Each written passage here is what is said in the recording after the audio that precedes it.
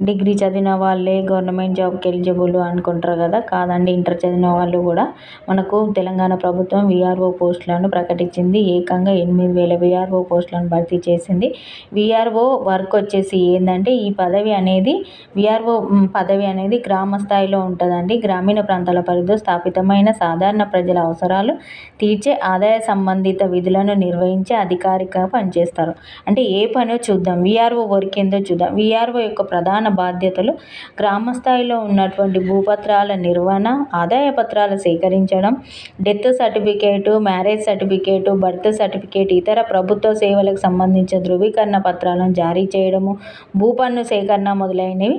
గ్రామాల్లో ఉండే భూములు, ఆస్తులు, వాటి పరిచయాల గురించి సరికొత్త సమాచారం సేకరించడమే వీఆర్ఓ యొక్క వర్క్ అండి. ఇది వీఆర్ఓ పని. ఈ వీఆర్ఓ ఎగ్జామ్ రాయడానికి ఇంటర్మీడియట్ ఎలిజిబుల్ అండి. Thanks for watching our channel. Thank you.